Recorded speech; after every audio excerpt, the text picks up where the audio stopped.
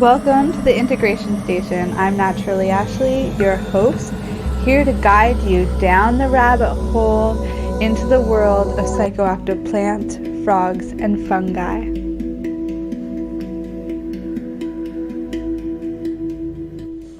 Hello, you beautiful people, and welcome back to the Integration Station. I'm Naturally Ashley, your host, here with a special guest, Stephanie. Stephanie is a physician's assistant and functional medicine nutritionist. She specializes in helping high-performing moms overcome their burnout so they can have the energy to enjoy life and feel calm, confident, and grounded. For years, Stephanie struggled with daily debilitating fatigue and was drowning in stress. I'm sure many moms out there can relate, many parents in general. Nothing was helping. No one was listening, and she wasn't getting better, so she embarked on a relentless quest to find the solution. Around the same time, her husband, who we're gonna have on this show, was battling for his life. As an end-stage alcoholic, he was desperate to get well and signed up to drink ayahuasca. This sparked her interest as well. If he was gonna heal, so was she. Through intentional shifts in their diet, lifestyle, mindset, and with the help of numerous sacred plant medicines over the last 3 years, she was able to identify and heal the deep roots of her chronic anxiety. Having experience as a provider, she witnessed firsthand the crisis in our healthcare system. And as of March this year, she left her 11-year-old career to begin her own virtual functional nutrition practice. She now provides medicine in a way that she's finding meaningful and aligns with her authenticity. So let's really give her a shout out here. I'm really excited to have Stephanie on and to share her with all of you. I'm going to share all of her information in the description below. So without further ado, let's just get into the show.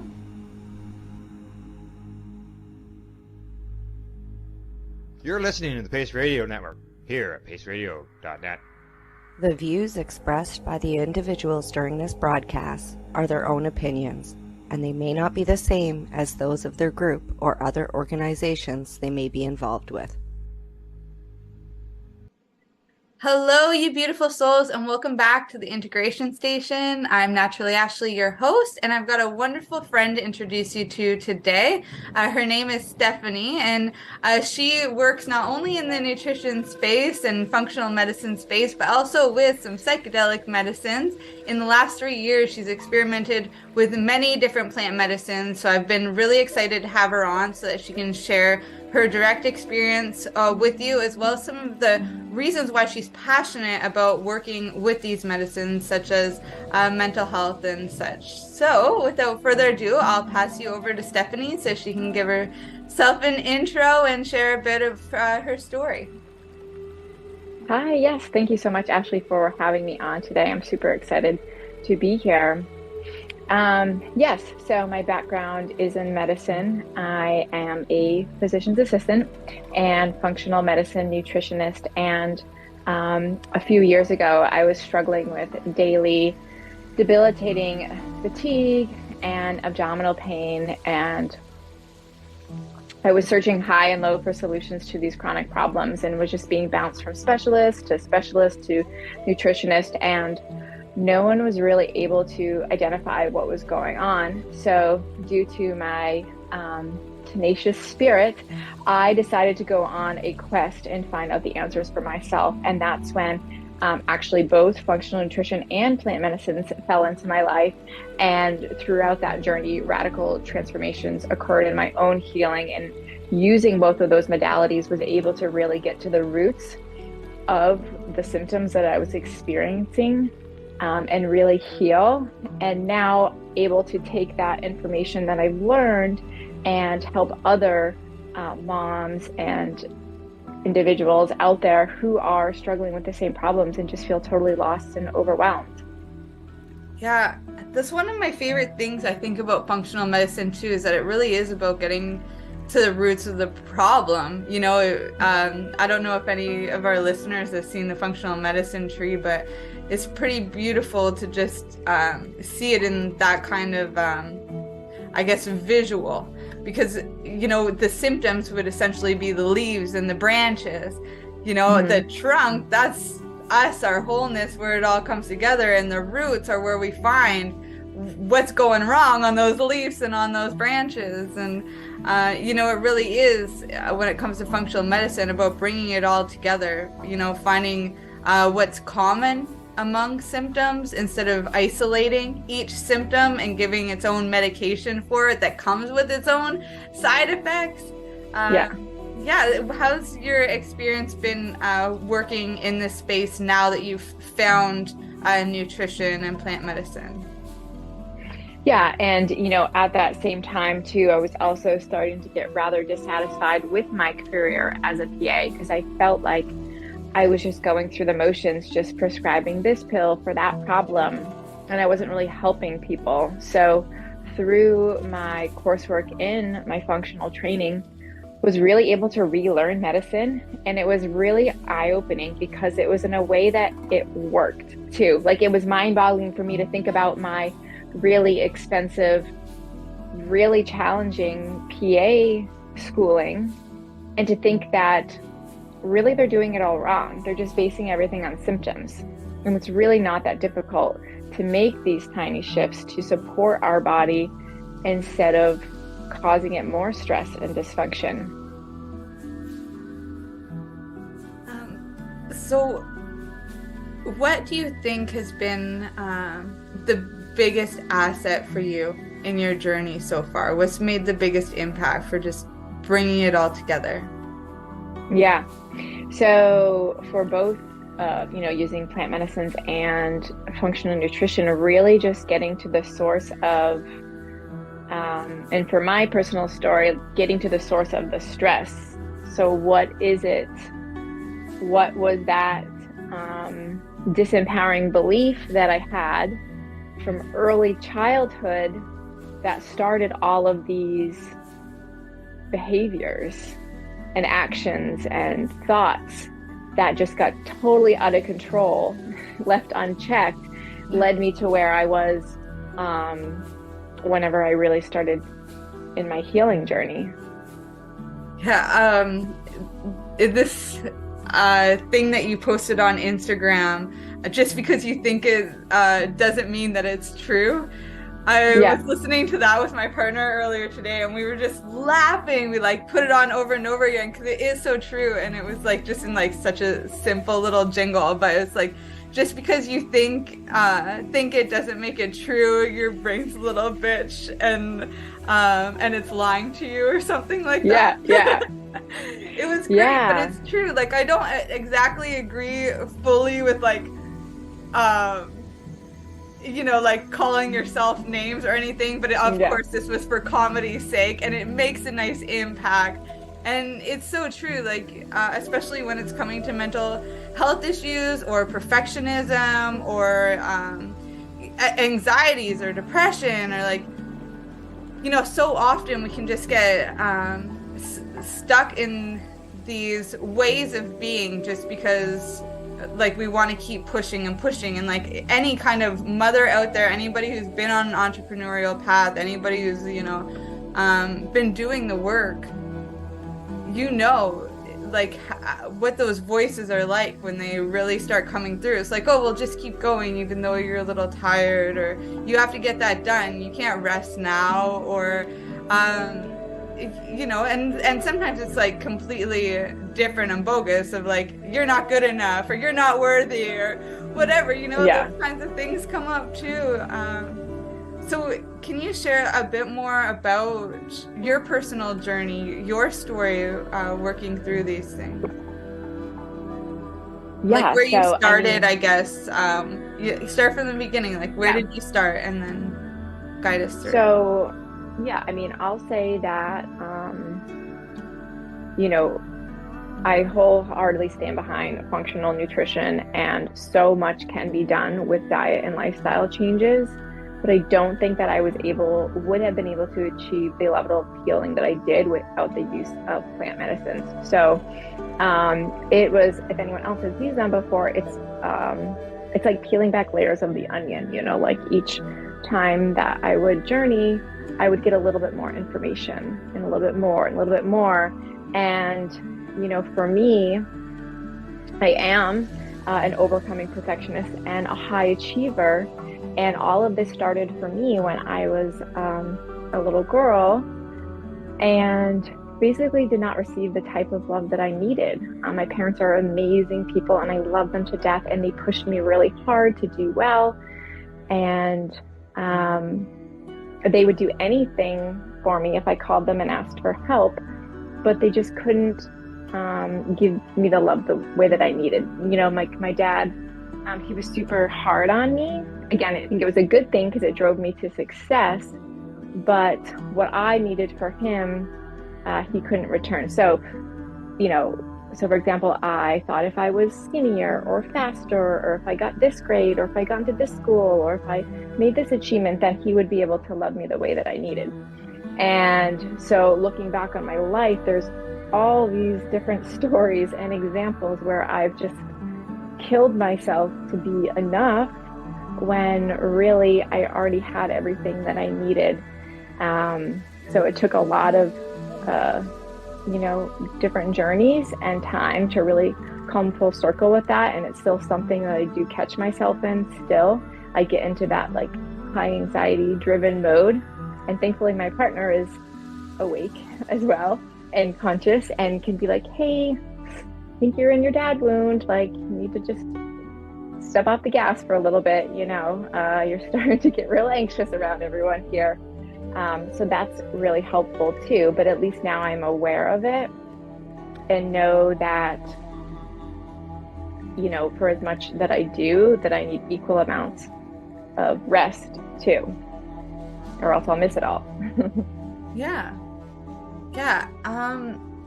How are you like finding that balance now? Was that a message that came through? Was that experimentation? Yeah, I mean, I definitely had messages come through with that. It was actually one of the first it was the first message I ever had with plant medicines. It was, the war is over. So, and that's something I still have to remind myself of. Like, I've already been through so much and conquered so much. Like, I don't have to continue to prove myself. And daily, it might sound silly, but to balance that, I literally will just lie down for 10 minutes and not meditate or do any fancy breathing. I'll just lay in stillness for 10 minutes, 15 minutes, whatever it is, just to recharge, because it doesn't matter if I'm, in my dad wound or not. I'm still like a busy person and I like to be doing things. So just having that quick little rest every day, just to kind of recharge my batteries, is super important. And then on the weekends too, we're really making space for not working and just being present with my family. Yeah, that's beautiful. I love that you're a mom too. Have you found how have you found it in your parenting? Like, have you found that it's helped you as a parent, or is this something that you're sharing with your kids or with other members of your family? How have you integrated it into these other parts of your life? Because oftentimes when we're working with the medicine, it's like a calling for us, so then to start sharing it, and having our families and our loved ones seeing the changes, how's that been unfolding in your own life? Yeah, it's really interesting. We're super open with our kids. They're 8, and 4. So, if we ever have medicine out, we tell them, like, this is medicine, like, we respect it, we sage, we have intentions, these sort of things. They're super spiritual too. Like, they love saging the house and going to rivers and dropping in like little flakes of mushrooms and saying a prayer. And anytime we go away from the home to journey, we always let them know what we're doing and say, or I'll say, because I want to come back and be a better mom. They're always like, but you're already a great mom. It's like, oh, why am I leaving? I think everyone gets that feeling like right before. They're like, oh yeah, I got this. Why do I need to leave my family again? So yeah, we're super open with them. And my parents too, I mean, they know. I wouldn't say they're for or against it. They just live in a generation, I feel like, where there's a lot of fear. I would love for them to do it because I know it would help them so much and it would really deepen our relationship, and I would love that for us. But I don't know. There's maybe one day there'll be an invitation and they'll receive it. I'm not sure. I guess that's up to them whether or not they feel the call.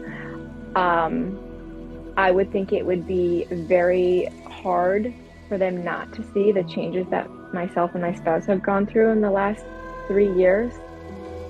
So I just don't know how someone, that's just me. Like if I saw someone changing beside me, I would want to do the same. And that was one of the reasons that sparked my interest. My husband first did ayahuasca in his attempt to basically save his life from addiction. And I was like, okay, well, if he's going to be healing and changing, well, I better jump on the train too, because I don't want to be left behind. And then the last part of your question, as far as integration goes, absolutely. I mean, I've been able to see in plant medicine journeys basically what it was like for me as a little girl and what was working and what wasn't working, particularly in relation to school and sports and being pushed like so far. And since I homeschool my kids too, now I've been able to really flip the script and see that the actions that I was doing before and like rushing and pressuring and trying to do all the things, it really just wasn't working, and it was just setting the stage for more fear and anxiety and stress. So absolutely I've been able to integrate that, and now we have such a more peaceful homeschool life, which is a really beautiful thing if there are any other parents who homeschool out there, because it's not always the way they make it look on Instagram. It can have its challenges for sure, and if you're not growing out of these mannerisms and beliefs, then it can prove to be pretty difficult. Yeah, and sometimes even if we're doing something a little different, by homeschooling, and instead of putting them into the conventional like public or Catholic school system are pretty much our choices here in Ontario. And if you're not doing that or paying some private school, then homeschool, it's like there's already like this pressure and this stigma around it. But then on top of that, you have like family members questioning things, so then there's even more pressure, and then where does that pressure go? It all goes on to the kids. So then are we really changing the scenario just because we're saying we're homeschooling? No, it's like now we're just funneling through even more stuff from our parents all over again. But it really doesn't have to be that way. I know I personally had to do a step back there too, and just like let things organically unfold. The Call of the Wild and Free, I think, was a book that really helped me too. I don't know if you've read that or had access to I've heard of it. I haven't read it yet though. Yeah. It's pretty good. We'll be sending out affirmations on that in the future. I just went through it, and slowly but surely some of the stuff that resonated the most. I really loved making affirmations and like little coloring activities and things. Cool. Too. So that'll be coming in the future.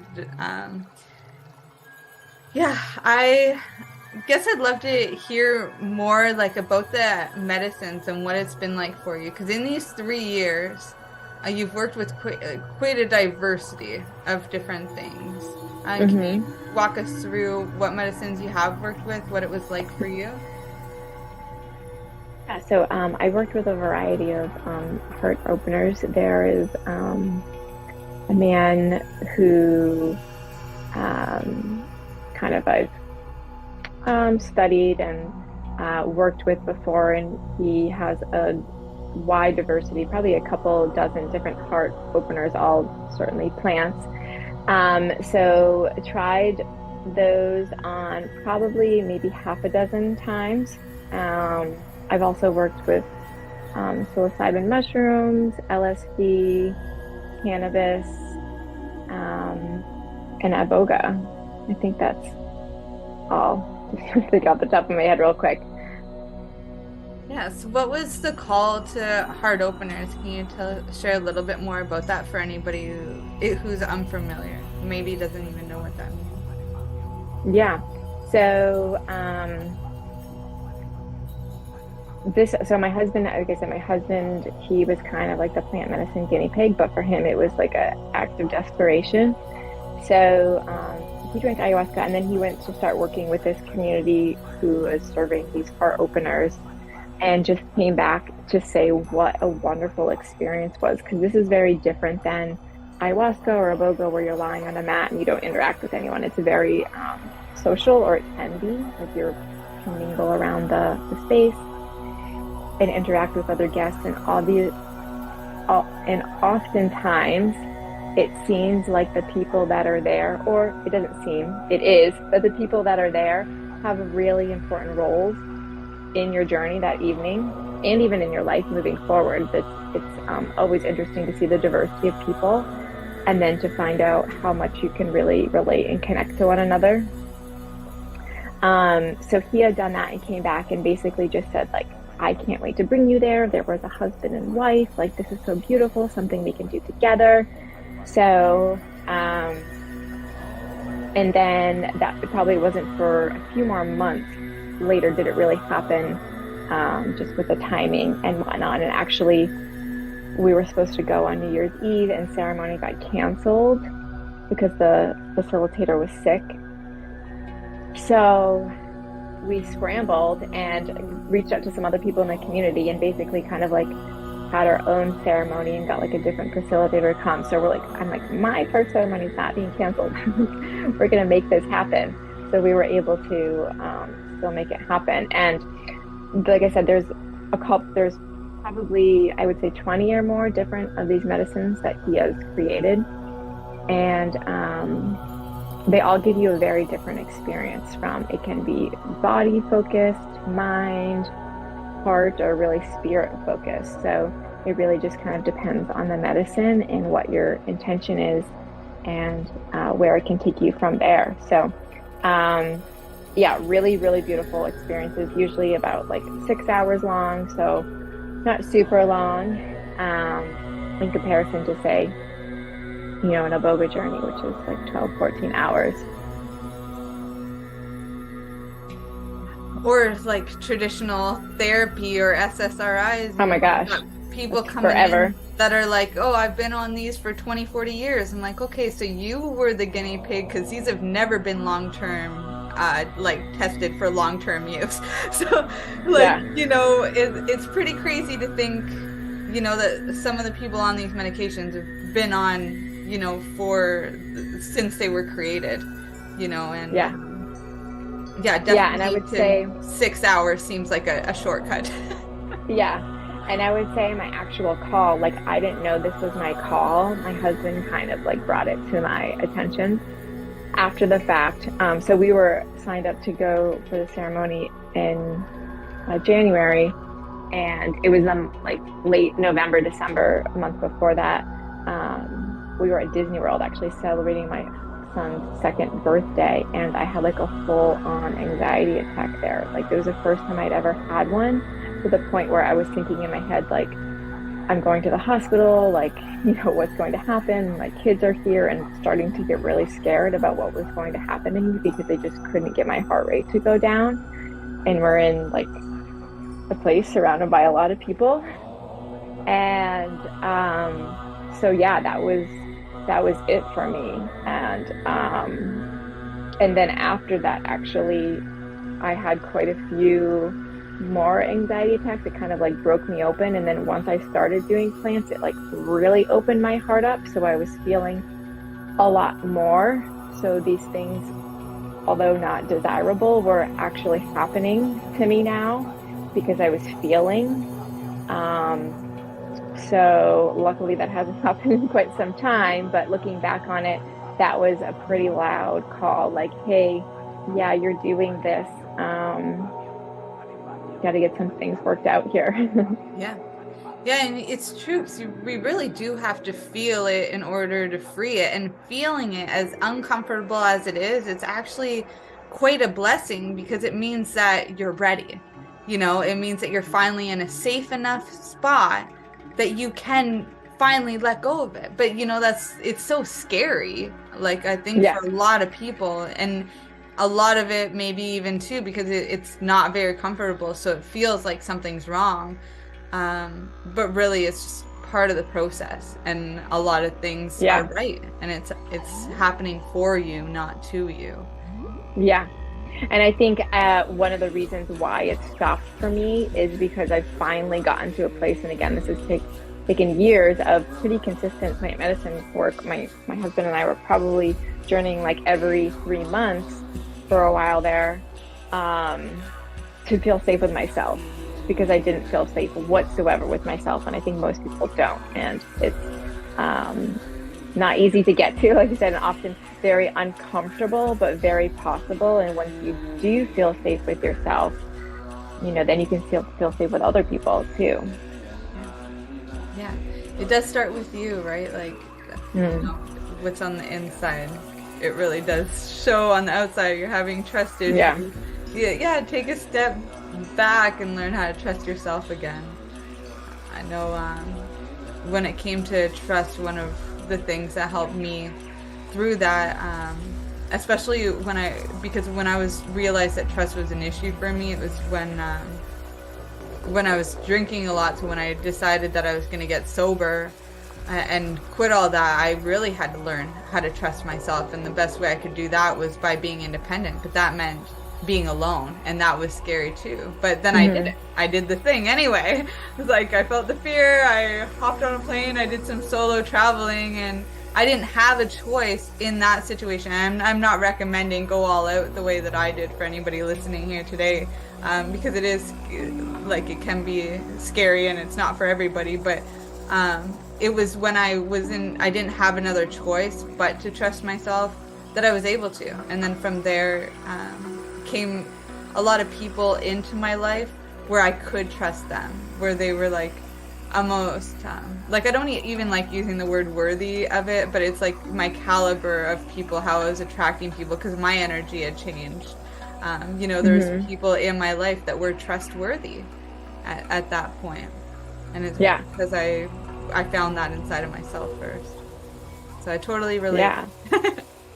Yeah, no, that's beautiful.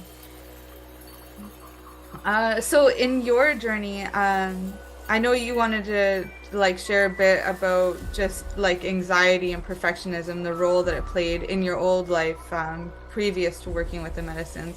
Can you guide us through that a little bit, and really how it helped you in those areas? How plant medicines helped me in those areas? Yeah, or the journey of what it was like going through. Yeah, so again, it was like peeling layers off. Like my very second journey, my intention was, what is the source of my anxiety? And the answers that I was receiving that night were my issues around my body image and my body image dysmorphia. But I knew that it had to be more than that. I was like, I'm like, okay, I'll take that for now, but I don't think that that's it.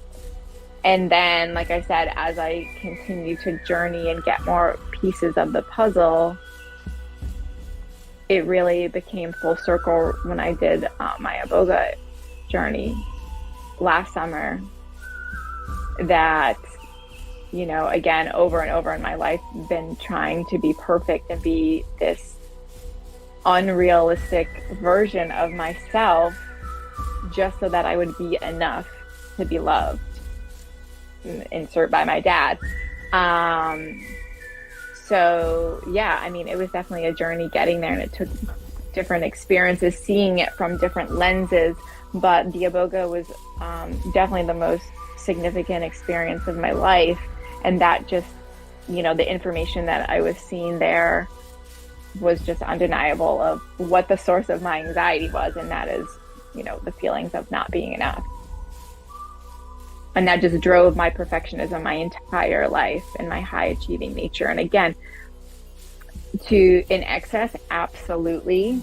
But I can also look back at it compassionately and see that it really helped me in certain aspects of my life. I worked really hard in school. I got into good colleges. I, have a great degree behind my name because of it. So it was helpful in some aspects, but Now I know that I don't have to do all those things anymore to be enough. Now you're loved and treasured for who you are already. Yeah, absolutely. And know that too, that, I'm just not going to get what I need from my dad. And that's okay, because I don't expect it anymore. So like if I text him or tell him something that I'm really excited about and I get a really flat response, or it's just with more questions of, oh, well, that's not enough, or blah, blah, blah, I don't get hurt by it anymore. It doesn't crush my world. It's just, okay, that's him. That's his response. Like I can't expect more. If I get more, wonderful. But I know that he can't provide what I'm looking for. I need to know, like, have that within me, Yeah, it sounds like you really tapped into the Toltec path to freedom there. No expectations, not taking anything personally. These are great gifts that are definitely passed down from the plant medicines, just pure acceptance and surrender. It is what it is, but that's his story, not yours. You don't have to take that. And I can see, and I know just enough about his story to know that in his childhood, it really was about surviving. There was no time for loving and coddling. It was literally surviving. So, that's the mode that I was just programmed into. But again, like my first message was, the war is over. I don't need to be killing myself, doing all the things anymore, because it's definitely not serving me. Yeah, I really appreciate you sharing all this, Stephanie. We're going to cut to a break right now, but I'll have you back on in just a couple minutes and we can dive into some more. All right, I'll see you in a minute. Okay.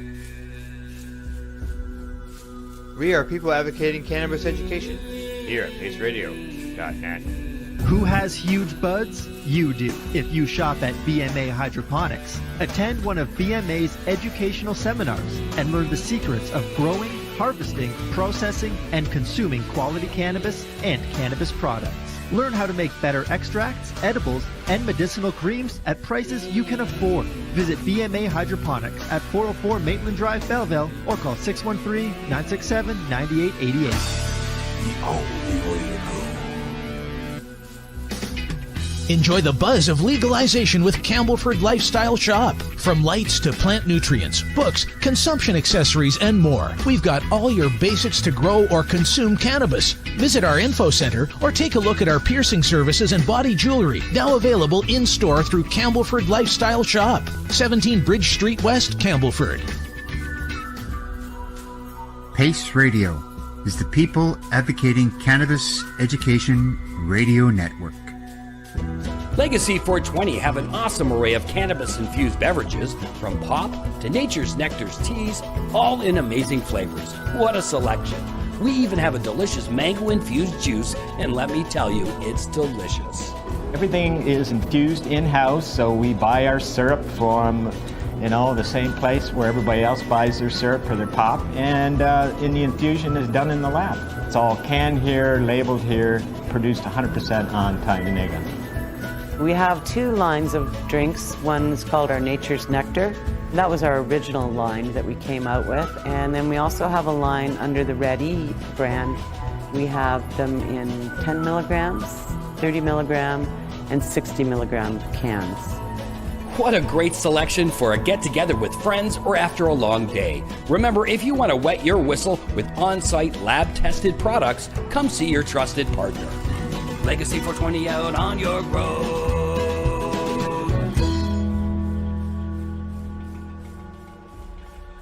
Did you know that the Pace Radio Network isn't just a radio network? That's right, because most, but not all of our programming is now done via video and is then podcasted at paceradio.net. So if you want to watch our programming, you'll find us on the Pace Radio Network's Facebook page, plus the show's own page, and you'll find us live on the network's YouTube channel. And don't forget, you can find it all, video and audio, at paceradio.net. You're listening to the Pace Radio Network here at paceradio.net. All right, let's welcome back Stephanie here, talking all about how plant medicine is helping with really getting a new lens and perspective on life, you know, breaking through to actually be that for yourself. And, you know, one thing that I really want to take note of here is that Stephanie, in her journey, she's working not only with her partner through the integration process, but she's also working with professionals who are working with these medicines, you know, professionally. You know, they've taken that additional step to, I guess, like, make it their life, to like start tapping into that mastery. I want to know what's been the biggest impact for you, like when it comes to set and setting, which are like really big words, like around, oh, sorry. I just had a pop up here. There we go. Yeah, they're like really big words in the psychedelic space, set and setting. And I know you're going away for retreats, but with some of the medicine you are working with at home. So how is it that you're doing this in your own life, the set and setting? What role does that play? Yeah, absolutely. I mean, it does have a huge role for sure. You definitely have to feel safe where you are. And everywhere we go, yes, we're working with trained professionals who, like, this is their life for sure. Sometimes you just get like a weird vibe from a place too. And it doesn't mean that it's unsafe. It's probably just part of your journey, to be honest, to feel safe, because I've had that at places that I've been to before. And I just felt really just kind of uncertain and a lot of fear. But that was part of my own journey with feeling safe with myself and speaking my truth, and setting boundaries. But whenever we're at home, if my husband and I are doing medicines together, the kids are never there. We usually have like my parents, or we're at a hotel sort of thing. I just feel like it's really it would be very challenging to do both, you know, to parent and journey, you know, and take care of other people. You know, usually when we go to ceremony, I like take full advantage of the facilitators taking care of us. I'm like, I'll need a water over here. Can I get 3 more raspberries? You know, like taking full advantage of the support. So I don't need to be, you know, dishing that out more when I'm in that space. So yeah, really just clearing the space, staging it, making sure that you have really crystal clear intentions. This is always something that we plan ahead of time, even if it's a few days and we get the call, we're like, okay, what's it going to be, Friday or Saturday? Like, we're going to do this. Like, we need to do this for X, Y, and Z reason, or this is coming up. Even sometimes if we're at a rough spot, you know, in our relationship, even just using the medicines to just have like a judgment-free zone and be able to like talk openly with one another and not be afraid, or just have a really safe space to communicate has also been really helpful. But again, just planning for it, clearing the space, having your intentions, and then having some good music is also really helpful too. The music definitely can set the stage of how your journey will go. I mean, we've had beautiful journeys listening to piano music. We've had beautiful journeys listening to like classical pop from the 90s, you know, just like can totally run the gamut. But the playlist for sure can really steer how your evening goes. Yeah, that's really insightful.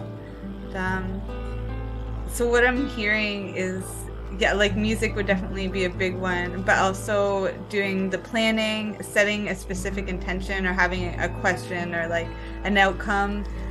Like, of course, leave the expectations after you have it, because it's likely not going to be what you expect it to be. Yeah.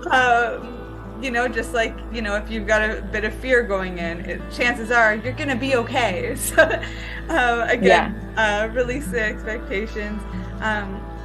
Another thing that you mentioned is, having, you know, being in a place of receiving instead of always being the giver. As parents, and you know, if you're working with moms that go experience burnout, so like they're always giving everything that they've got to whatever project that they're on. So that's like definitely a big insight. My dog is like really mouthy today, So I apologize. I don't hear the dog. Okay. Okay. Yeah, I mean, it's funny because, and back to previously too, MDMA, my husband and I have also worked together with, which can be really nice for couples too. Yeah. So it's interesting though, even like a stimulant like that, really any medicine, for the first like 2 hours minimum, I'm just horizontal, like not moving. When my husband is literally like rearranging furniture, like moving dressers, he's like hauling wood, he's going on walks. I'm like, okay, I'm just gonna be like here, like not moving. So this is where you can find me while you're doing all your busyness. But yeah, I find that it to be really grounding and to just enjoy that time of not having any responsibilities and just check out and just receive the benefits of that really restorative rest. I love that. And you know, there really is a difference between the masculine and the feminine, you know, what it is that we need. And I love that you are both honoring your own individual journeys as well as the other person. Yeah. I'm like, you do you, but like I can't be doing anything right now. Like, want to go for a walk? No, I don't want to go for a walk. I'm doing what I need to do right now. Yeah. So how's this played a role in your own professional journey? You've changed careers a bit, and yeah, I mean, I think it's really just like opened me up and helped me wake up, really, you know, and just how I treat my patients. And I feel like it's helped me a lot as far as like my nutritional coaching goes and just what I've learned from it in my own experience. And since I am seeing moms like me, you know, I've lived through a lot of what they're living through, maybe not exactly, but I can relate at least. So it's helped me so much, tremendously, being able to coach them through it too, and have them being able to look at their life from a different perspective, or maybe see like what's working for them and what's not, and why those things could be contributing to the picture. The way that I work too is I have a very thorough intake process that has many questions about traumas in early childhood or traumas in life or significant events that a lot of people, they really just dismiss, that weren't significant life events and that didn't affect who they are. And it's really interesting once you start mapping these out. I create what's called a functional timeline, and it's literally just mapping out disease or symptom onset with triggering events. So it's really interesting when you look at this document and just see everything that's happened for you in your life and how it correlates to how you're feeling now. And again, just giving people that perspective and having the compassion for the symptoms that they're experiencing, because it's been a freaking journey and they've been through a lot. So to honor that. Yeah, I remember when I was in nutrition school and we had to do health histories, submit them as like part of our training. And in that, I went way overboard, like probably much like you. I really wanted to get it. So we had to do like 6 of them or something. I did 30. I was like, way overboard. But in that time, I met with a bunch of people that also wanted to do it with me or like swap with me. And the same thing was coming up where things that I didn't actually think were important, because it's like, oh, I already went through that, I lived through that, like that's not important. They were like, whoa, look at how strong you are to like have overcome that. And I'm like, what are you talking about? Like, you know, at that point I was just in survivor mode and I didn't honor any of it. You know, it took that point of like sitting with somebody, having somebody else hold that space for me, answering the questions for myself, because sometimes the forms and the questionnaires themselves are give enough introspection, allow you to revisit these places. Like the entire process and of working with somebody in general, I think is very impactful. It's really great for self-exploration. You know, meditation and introspection and contemplation and all of that is great, but you know, there is something about being with another person who specifically like created these forms. It's for a reason, you know, it's because it's going to give even more insight. Yeah. Absolutely. So, how's nutrition played a role? You said that you found plant medicine and nutrition at the same time. Can you share a bit more about that? So after my journey, my husband had worked with a health coach, and she was like a health integration coach, really, from Being True to You, if you've heard of it. It's like a pretty big organization. So, and once he talked with her, he was like, oh my gosh, you would love her. She's like into all the same things you are. Like, even before I was doing my functional training, I was still like a very health conscious person. I was just doing a lot of it wrong, despite thinking that I was doing a lot of it right. So going into that journey, she was also an integration coach. So he was like, I recommend working with someone after. So I got hooked up with her and purchased a few sessions to work with her after that first journey. But really what happened was we ended up talking a lot more about, nutrition and how, at that time I was having debilitating abdominal pain every single day. And I thought I was eating clean and I was running marathons and taking vitamins, but nothing was helping. And it was for the first time that she was able to connect my chronic suppressed anxiety that I didn't even know I had with my abdominal pain. And it was just so mind-blowing to me to just think that I had created this storm of all these suppressed emotions inside of me. Like, I was the cause of it. And anyway, so we continued to work together through the sessions. And as I continued to get more curious about it and want to really heal myself beyond what she was able to offer, I reached out to her about the program that she had studied under, and basically just jumped in with both feet and just started running with it. That's beautiful. And Being True to You, they have their own training program too for anybody that wants to do psychedelic integration. Was the training for the health coach, was that the Institute for Integrative Nutrition, or was that? No, it's a Functional Nutritional Alliance. Okay. Yeah, I highly recommend it. Again, it was just so eye-opening to relearn all the information I had learned in PA school through a different functional lens that seemed to make so much sense, that it's just crazy that people are spending so much time learning the pharmacology of medications when they don't even work. It's just really, really silly. And I mean, looking back on my PA schooling, I mean, we may have had 1 hour lecture on nutrition, of all the 2 years of 365 a day training. Putting that into perspective, how long did you go to school for PA? Yeah, it was 2 years, full, round year. Okay. So even in that, most doctors, and that's a long time for school, and that's physician's assistant. For anybody who's gone to school for their doctorate or PhD, anything like that, it's much longer, and still the maximum that they're often getting, if that, would be about 2 hours of nutrition training. Meanwhile, it's plants that most of the pharmacology is based off of, and there is less side effects because you're working with the whole thing. But the truth is, there's a reason why it's the pharmacy that's pushed, and it's part of the board of directors for a lot of the schools as well, a lot of the doctorate programs.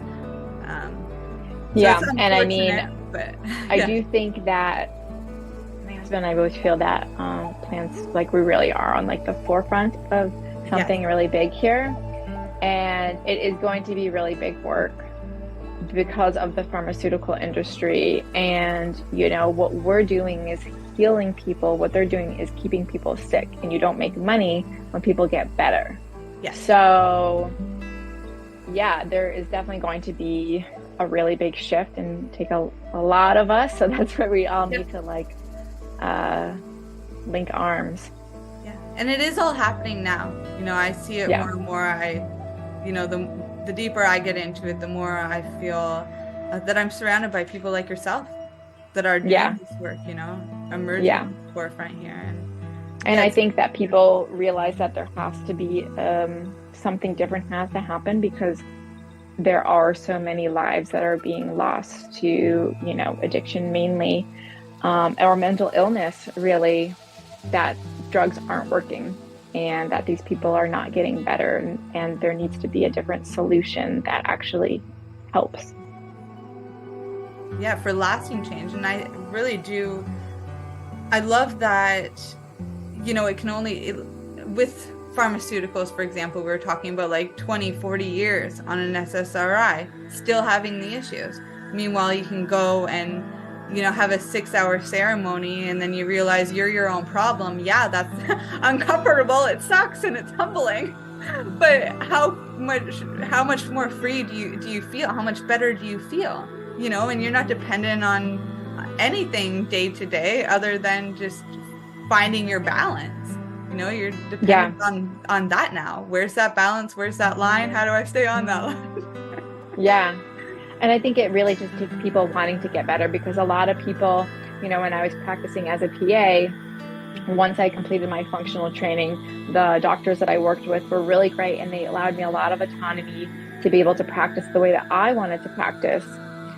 So I was obviously, you know, giving everyone all of my functional advice, but I did get some pushback from people that just wanted a quick fix, they just wanted the medication. They didn't want to clean up their diet. They didn't want to change their lifestyle. They didn't want to, you know, exercise or whatever it was, or change their mindset. They just wanted to be on the antidepressant. They just wanted the weight loss pill. You know, they weren't interested, and that's fine. That's them, that's their choice. But for the people who are really looking to drive change and do better and improve their health and overall well-being, then, you know, those are the people that are willing, I think, and open to receive doing such a thing, you know, and working with plants. Yeah. How did you ride that wave, you know, navigating the different types of clients? Yeah. I mean, first, I would generally ask them, you know, do you want to be on medication, or do you want to stay on a medication? And surprisingly, as far as antidepressants go, or blood pressure or cholesterol medications, even, most people didn't want to be on a medication. So then I could, you know, lead into that and start with the steps of moving them from being dependent on something to being able to live without it. And then again, like I said, there were people that just, they wanted their meds, and that was going to be their life. And, you know, there wasn't really much room for me to recommend otherwise. And it wasn't really worth me wasting my energy or feeling let down if they weren't going to, you know, take what I was offering. Yeah, I love that it's just simple, just straight to the point, a question. Do you or do you not want the medication? Yeah. Did you find, how did you find it emotionally? Like, if helping, if it was somebody who, you know, wasn't willing to do those changes? Because I mean, like, it's hard. A lot of people do just want that quick fix because they know lifestyle changes are going to be hard. And not just the lifestyle changes, but sometimes the withdrawals off these medications are brutal, like really, really hard on people. And that can be scary in itself. So how did you find that in yourself, you know, navigating again? Yeah. I mean, I think just education is the biggest thing that you can do with clients and patients, is just educating them on whether it be the medication that they're taking and how it works versus how you really heal the problem, and educating them on what to expect when either taking it or getting off of it, so that there aren't any surprises. Yeah.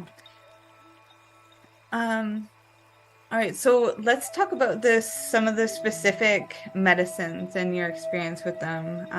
Mushrooms being a big one today, helping a lot with mental health. What's been your experience with mushrooms? How did you find them? When was your calling? And how have they helped? Yeah, I found them, again, through my husband. He's kind of like the guinea pig. on most things. I'm like, you do it first. I'll do it. And he did a really beautiful microdosing regimen, like with a community. I think there were maybe like, not maybe a community, but like 12 people in this group that were microdosing all together. And wait, that doesn't make forever.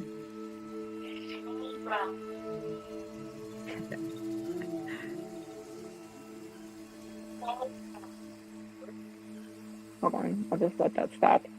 Yeah.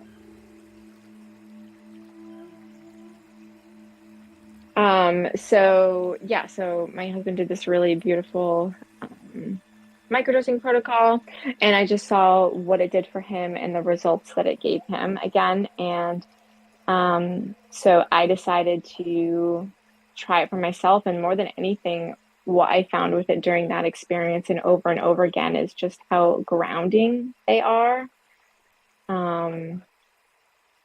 For the first time, I just felt so connected just to, as cheesy it sounds, earth and everything. And yeah, it was really beautiful. My first couple experiences, other than the grounding aspect, provided a lot of nausea. So I was actually pretty apprehensive of them because it seemed like the first few times I was really, really nauseous. I was like a flu-like nauseous.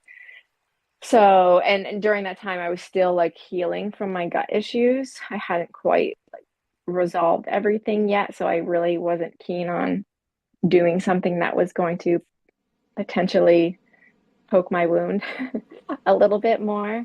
But through, trial and error and trying different things, like whether it be grinding up in a tea or eating it with food or not with food, just finding that how that worked best for my stomach.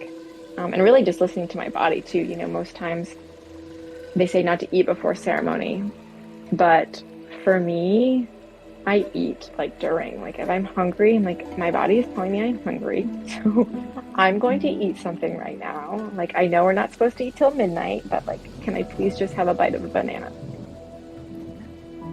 Yeah, and you're not the only one. I've done some integration following retreats with quite a few women, surprisingly, where it was the same thing, especially if they were having eating or body image issues, that they would get really, really hungry during. And it's almost like a message from the mushrooms, like, look, this is what you need. You like, just do it for yourself. And if you can do it in this setting that's uncomfortable, then you'll be able to do it in your regular life. Yeah. I don't know we if usually, that's true, but we've also really enjoyed using mushrooms out in nature. Like we'll go on a hike together and use them there, and it just you feel super connected, and everything is so colorful and just really beautiful, and you just have a much greater appreciation, I feel like, of everything that's around us here, and just taking those moments to just kind of explore and have fun. Really, it doesn't have to be like super serious, like lying down on a mat. Like you can go out and have fun. That is if you aren't lying down and sick or something. But yeah, that's how we used to do our trip sitting, and also like field trips. If we had a group, we take them out barefoot down the trails, and then around a big rock, and then down into the water. And it was very, very beautiful. And sometimes the trees or the animals would talk, or the water would talk, or it was just this beautiful connection, this beautiful experience. I'm curious, because you've not only experienced these things for yourself, but you first watched what they did for your husband. So what were the changes you saw in him, if you don't mind sharing?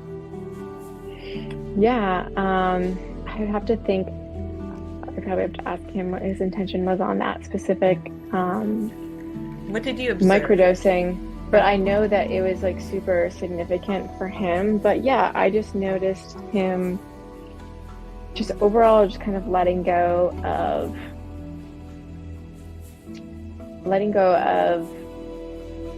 I guess like these attachments that he had to people or places or even ideas and thoughts, and just kind of freeing himself up more from these old people and again like habits that really weren't serving him and being able to not care so much about what these people thought, or invest so much energy into these things that really just weren't serving him, and really just being curious about what it was that he did like, and trying new things like mountain biking, or, you know, raking the leaves. Like, hey, actually, I really like raking, you know? Yeah. Oh, it's so meditative. I'm like that too.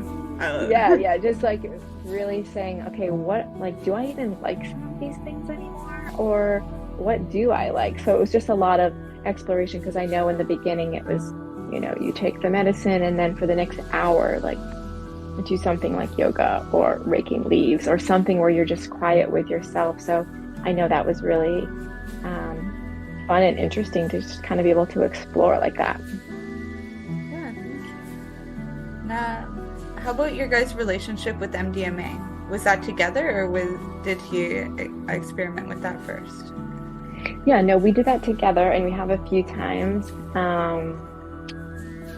you know, from a recommendation from one of our friends and mentors. He had said how it's really beautiful for couples, again, just to have that really open, safe space to communicate. I think it can be really great. It's not a plant, obviously, so some people are a little maybe less inclined to lump it in the plant medicine category, or maybe don't favor it as much, or they might be more fearful of it because it's not natural. But we've always had really wonderful experiences with it. It can be really nice to do before something like mushrooms, which we've done, because then it kind of opens your heart up and takes away that fear, you know, that sometimes the mushrooms can bring on. It makes it a little of a smoother transition, I would say. But I will say that it does generally have a harder crash afterwards, just because it does just like dump out all of your serotonin, and makes you feel so good that if you're someone who maybe has already low or fluctuating serotonin levels, can be harder to bounce back. So for example, like my husband, like it usually takes him like 4 or 5 days to really kind of get back to baseline. So for us, that's not something that we use really anymore, just because, I mean, for me personally, having like those days to recover, I don't have that, you know, in my busy mom life, nor do I want that either. You know, I like feeling really good, so I do things that continue to make me feel good. If that makes sense. Yeah, absolutely. And there are definitely some benefits with MDMA, especially when it comes to relationships. But as you said, you know, there are also these side effects. It's not 100% natural. You know, it was. Yeah, and we feel like too that MDMA is almost kind of like cheating. It seems like you just get information. You don't really have to experience the discomfort like in maybe a mushroom or an ayahuasca or a boga journey, that it just kind of comes to you like, oh, I understand this now. It makes total sense. Yeah, I actually, surprisingly, I think every single time that I've worked with MDMA, I had a purge. But I think because my body doesn't, would reject it. Because so I think it might have just been, me and my body doing that. But it did. But then afterwards, like some of the insights that I got were like just insane. And I felt like I could more just sit there and observe. And one of the things that I observed or was able to tap into was like a type of clairvoyance where I could see like people's auras and stuff. And so it taught me some things just through observation, but in my body it didn't always feel that good, especially in the beginning. But you know, other people, I hear that it's like the after effects, like what you were saying, you know, where it takes a few days to recover. I could recover just fine. It's not my favorite thing to do, and I really don't do it, but I have. And you know, other people too, they'll get like their jaw will hurt or whatever from that.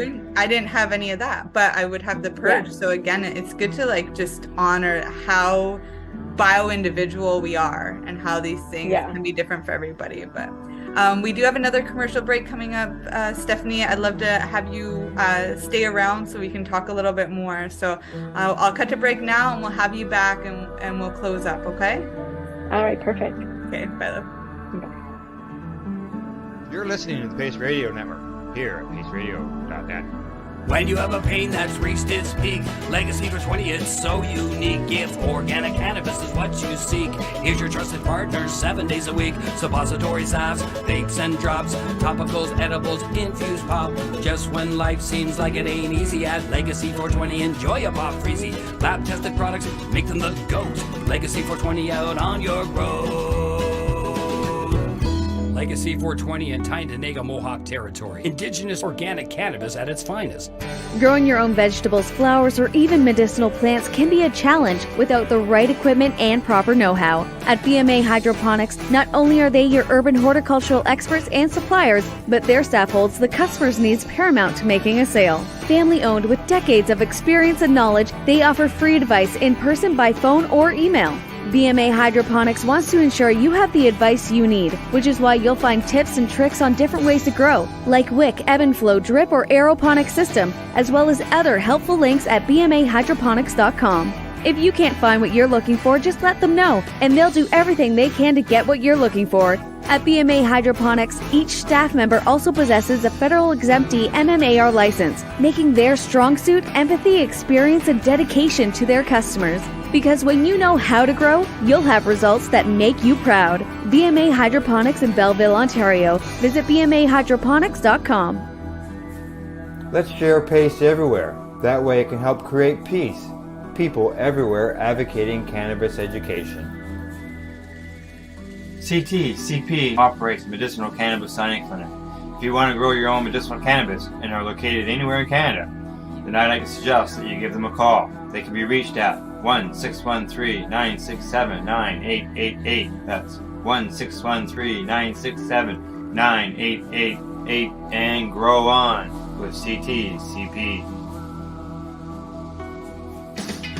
Enjoy the buzz of legalization with Campbellford Lifestyle Shop. From lights to plant nutrients, books, consumption accessories, and more, we've got all your basics to grow or consume cannabis. Visit our info center or take a look at our piercing services and body jewelry, now available in-store through Campbellford Lifestyle Shop, 17 Bridge Street West, Campbellford. PACE Radio is the People Advocating Cannabis Education Radio Network. We are people advocating cannabis education here at paceradio.net. Right. Welcome back, Steph, and everyone listening today. Thanks for showing up. So we were just talking about, some experiences with mushrooms and MDMA. There's a few more medicines on my list here I'd love to, hear your stories about. And then we'll bring this episode to a close. Can you share a little bit about LSD? How did you find each other? Yeah. So actually, we found each other in Las Vegas.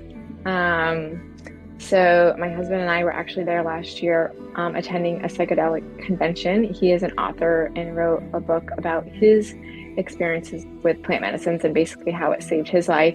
So we were there promoting that, and again, we had reached out to our friend and mentor who knows everything there is to know about every plant under the sun. So we had both been curious about this for a while, and we thought, what better place to try it than in Las Vegas? So that was our first encounter with it. And we actually only did a half dose because, okay, this is our first time, we're alone, sort of thing. And usually with LSD, you don't need a facilitator. And you can microdose it too. Like, you really don't need a lot to get a lot out of it too. And actually, he was actually microdosing it. I can't remember if he was. Yes, he was microdosing it before this. So he had experience, and he was having wonderful results regarding his ADHD with the LSD. So he had tried it again, guinea pig. We just did a half a half sheet, and it was so beautiful. And after I lay down for 2 hours in the hotel room, we just went for a walk on Las Vegas Boulevard, which is like the strip in Las Vegas, and it was such a wild and interesting experience, because for me, I could like feel everyone's energy, and there's a lot happening in Vegas. So we'd be walking by someone and be like, okay, they are like a little sketch, let's go over here. All right, we're gonna cross the road. Oh my gosh, the vibe over here feels so much like lighter. Like, okay, let's walk towards this person. Like, I'm getting something good from them, you know? So we were able to like navigate that way, versus my husband, who was just like seeing everything. So yeah, it was a really wild walk. We walked from our hotel to like the fountains at Bellagio, and then I think we got a cab back. But yeah, it was really fun and interesting experience. And then following that, we have journeyed with it a few other times at home, doing a full dose. And again, a very different experience, very grounding. And it is a very long journey. It's about 12 hours. So you can kind of come in and out of it. And, you know, it wasn't until we brought cannabis into the picture a little bit later in the journey, it just got really loud, like, for a short period of time there. It was like, okay, wow. And like, this is happening and we're here, and just really feeling the presence of, you know, our loved ones that were no longer here around myself was really, really powerful. Just knowing that they were there and feeling protected and safe. It was like almost overwhelming, like anxiety overwhelming, but then I'm like, no, like I'm good. Like I've got everything I need. They're here with me. I'm safe. But yeah, I think it's a really beautiful medicine. You just have to be prepared for 12 hours.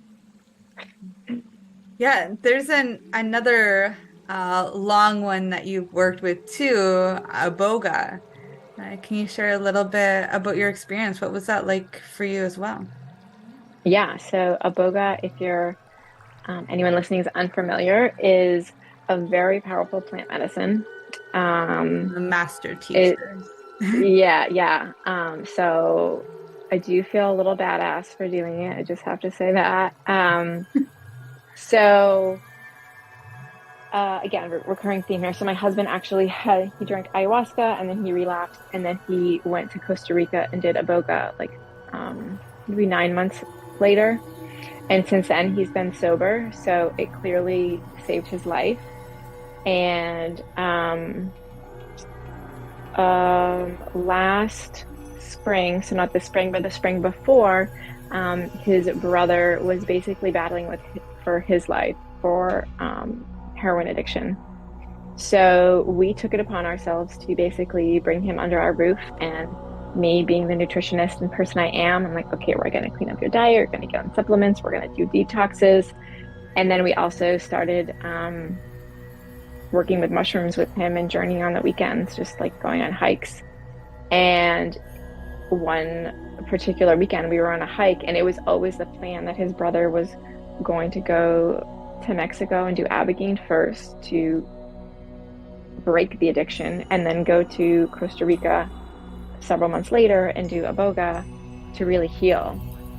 So he was just kind of with us like before getting ready, and then he would be with us again in preparation for the second ceremony. So we were never going, and we were on one hike one day, and it just came to all of us like the call, and we're just like, no, like we're all going. Like we started this together with him. We are going to end this in the jungle with him. Like we are going, and we deserve to be there just as much as you do. So yeah, we all hopped on a plane and went to Costa Rica last August, and it was without a doubt the most profound experience of my life. It is not something to take lightly, not that any of these are, but it is really powerful and something that you really have to prepare for. And I recommend preparing for any plant medicine journey, whether that be diet, like through diet, you know, just getting your head straight, you know, making sure your calendar is clear, all the things. But Yeah, it's really, really intense. We were there for 8 days, and even just being there in the jungle, you can feel how like significant it is, and how just like the vibration is so loud there and undeniable. So basically for that, you start at night like you always do, but quite a bit later. I probably didn't start till like 9:30 or 10, and iboga is actually tree bark. So it's it's chopped up pretty fine. There are some bigger pieces, but basically you sit around a fire. The facilitator comes around with a little spoonful and knocks it down your throat, and then you chew it up. And again, knowing what I know and having a history of GI issues, I knew that the better that I chewed it, the easier it would be on my digestive system. So I chewed it, and it is awful tasting. It's so bitter. It's so bitter. And I've like tried some pretty gross things before, like different tinctures, and healing herbs. And it was really, really rough. And then also the quicker that you chew it, the quicker that it will hit you. So it was pretty quick that it hit me, and I asked to go lie down. And then from there, you're basically lying on your mat for 12 hours while the experience is just happening to you. It's not where your eyes are open and you're moving around or you're seeing things. It's just like a constant stream, like your eyes are closed of just visions like going past your face, and not even trying to make sense of them. Just so much is happening. And for me, I could actually feel like my brain, they call it like a brain purge or mind purge. I could feel like scrubbing my brain and just removing all the data out and all the junk and garbage that I didn't need anymore. Because especially people who live in cities, there's so much visual stimulation. All that stuff is getting stored in there, and it was just clearing it out. So that happened for probably several hours. And then one of the facilitators came in and started working with me. And before the journey, you actually write questions. So she started working through my questions with me that I had, because it's a very literal medicine. You can ask it questions like, I'm trying to even think of any of my questions right now, but you could say, what is the source of my, anxiety? What is the source of my fear? Why don't I feel like I'm good enough? Or why am I not in tune with my sexuality or my femininity? Even towards the end, I was so tired and fatigued asking questions like, will we have a fourth kid? It's very direct like that. But she was basically guiding me for several hours, just going through, starting from birth up until present day, and just looking at my life from this completely different lens.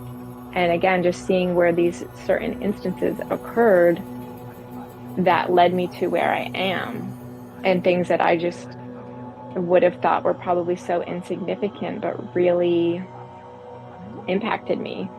And then after that point, I don't know what time it was. I was just so exhausted because it was a lot of hard work that I couldn't think of any questions to ask. Like I said, I was asking silly questions.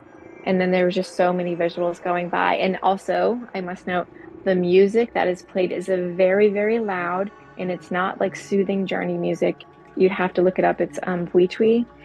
It's like African drums and yelling and chanting and like electric instruments. So it's very stimulating. So it's not like you can just lay there and relax. It's tiring. And anytime I moved a centimeter, I got so nauseous. So like standing and going to the bathroom was a horrific experience. So I couldn't really do that much. And everyone's different. Everyone's journey is absolutely different, but eventually the sun did rise. And I will say that the next day you're just super depleted, discovery day. I don't think I could get out of bed until like 10:30, 11. And really just trying to even make sense of everything that happened. But that following day, the day after, and the days to follow that were undoubtedly the best days of my life. Like I've never felt so incredible, just so light. Like there were no thoughts in my head. It was just complete, utter silence in there. There was nothing, there was no noise. And in my yoga practice, my physical body had released so much stress and emotions. I had done purging from vomiting and I did a lot of purging. I had really, really intense chills to begin. So I did a lot of like shaking purging, I believe, as well. But I mean, my range of motion was just like 7 to 10 degrees more than it was 2 days before. So that was really profound too. And I think it just kind of helped accelerate me into that next level to maintain that too in my own practice currently. But the lessons that it taught me, again, were just showing me how these things in my childhood didn't work for me, and how more or less I had the opportunity to change that for my own children and for my lineage, because, you know, I was on that same path to do the same things for them. So yeah, again, super, super powerful experience. And it was really wonderful being there with my husband and my brother-in-law too. So much healing happened. And, you know, any retreat like that, they have such amazing support and facilitators and other activities, you know, like we did breath work, there was yoga, we did a writing exercise, we did rock painting, you know, so there was a lot happening there.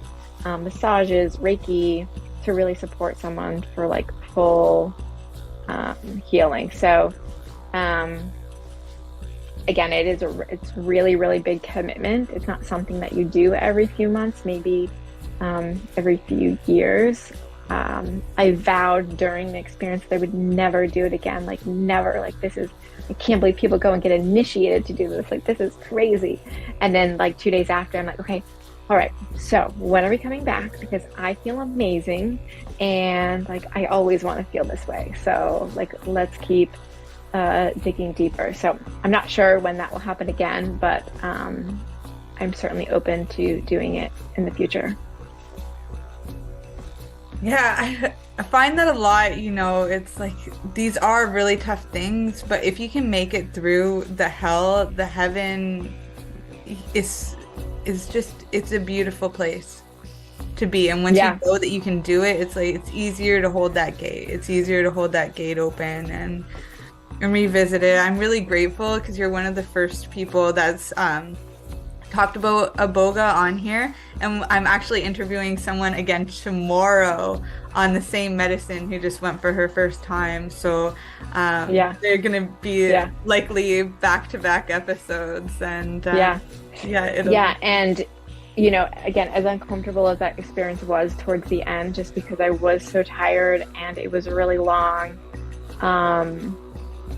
it really helped with that safety piece. You know, the next journey that I went on after that, I was able to lay in a room and by myself with no facilitators and not be afraid. You know, any other time that I had journeyed before in that group setting, I would never be alone. You know what I mean? Like, I would be afraid to be alone. I'd always be talking to someone or, you know, with a facilitator. But it was the first time and I was like, no, like, this noise is like too much, like all this energy. I just need to be by myself. Like if I can survive laying on a mat in the jungle for 12 hours, like I can do anything. So kind of how I see things now.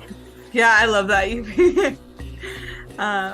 It's like a new part of the spectrum. It expanded. Yeah, like that was really hard and I did it. And like, what else can I do? Like the sky's the limit. Yeah, they say the more impactful or like the more difficult the journey, the more that happens, the longer you need for the integration. How's your integration been so far? Yeah, I mean, I'm still integrating. There's still parts of it that like puzzle me that I haven't really quite figured out yet. Like I said, there's so many visuals and there's so much that happens. It's hard to really make sense of it all. But yeah, it's been a long integration and my intention for going there was to remember. So really just remembering who I am and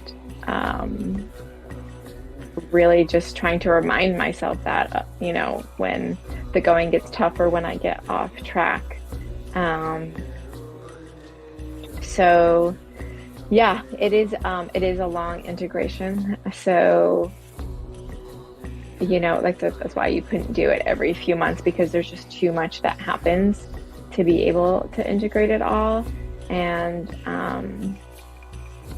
but yeah, I mean, I think it's great that they do have so much support there, and to be able to have people to check in with afterwards, or obviously my husband and I did it together, so we're like constantly integrating, but to have some sort of support on the other side is absolutely crucial. And that's something that we find all the time, is that these people or these places, they have a really wonderful ceremony and space, but there's no integration. And that's where I think a lot of people fall short, is they just expect the journey to do the work for them. And as we both know, that's like the really small fraction of it, and the integration is really the biggest part. And when that is lacking, it can be really, really hard for people to follow through and to not fall back into old patterns if they don't have that support, and people helping them on the other side.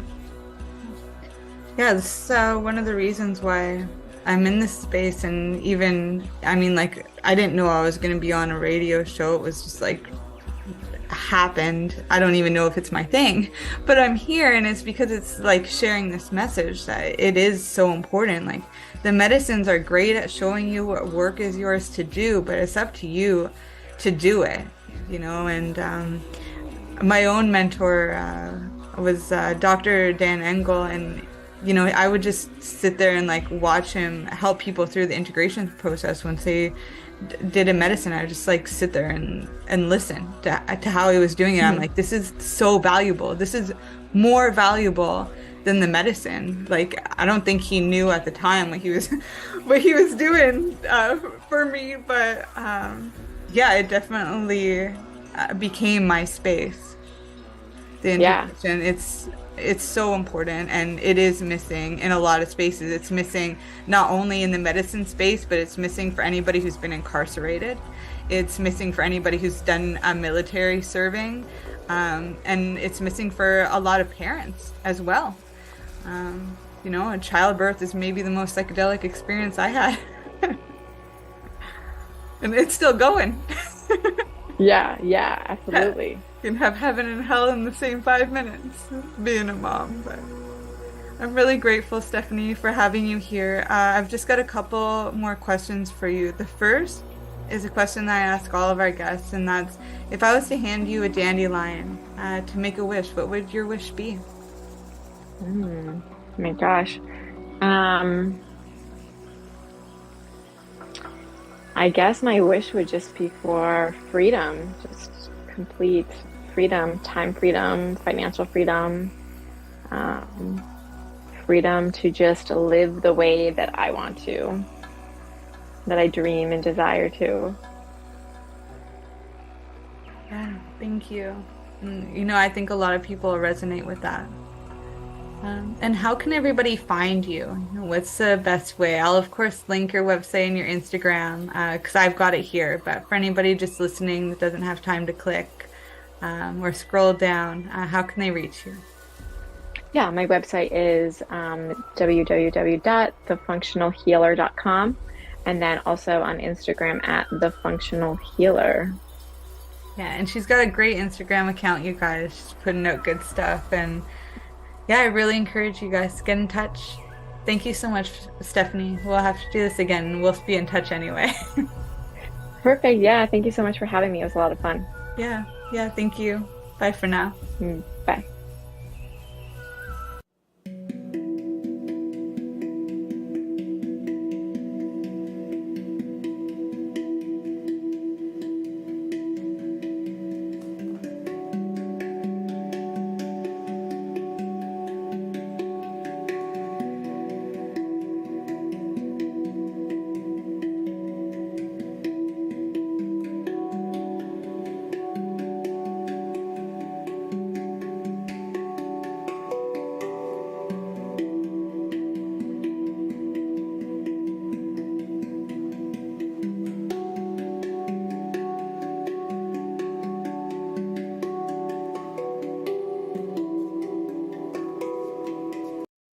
You're listening to the Pace Radio Network here at paceradio.net. The views expressed by the individuals during this broadcast are their own opinions, and they may not be the same as those of their group or other organizations they may be involved with. BMA Hydroponics has everything you need to succeed. Visit our hydroponics superstore at 404 Maitland Drive in Belleville, and we'll show you how to grow your own quality cannabis for pennies per gram. We're open Mondays, Tuesdays, Wednesdays, and Saturdays from 10 a.m. to 5 p.m. and Thursdays and Fridays from 10 a.m. to 7 p.m. Call 613-967-9888. BMA Hydroponics. It's worth the drive. The only way to go. When you have a pain that's reached its peak, Legacy for 20, it's so unique. If organic cannabis is what you seek, here's your trusted partner 7 days a week. Suppository salves, vapes and drops, topicals, edibles, infused pop. Just when life seems like it ain't easy, at Legacy 420, enjoy a pop freezy. Lab tested products, make them the GOAT. Legacy 420 out on your road. Legacy 420 in Tyendinaga Mohawk territory. Indigenous organic cannabis at its finest. Did you know that the Pace Radio Network isn't just a radio network? That's right, because most, but not all of our programming is now done via video and is then podcasted at paceradio.net. So if you want to watch our programming, you'll find us on the Pace Radio Network's Facebook page, plus the show's own page, and you'll find us live on the network's YouTube channel. And don't forget, you can find it all, video and audio, at paceradio.net. Enjoy the buzz of legalization with Campbellford Lifestyle Shop. From lights to plant nutrients, books, consumption accessories, and more, we've got all your basics to grow or consume cannabis. Visit our info center or take a look at our piercing services and body jewelry, now available in-store through Campbellford Lifestyle Shop, 17 Bridge Street West, Campbellford. You're listening to the Pace Radio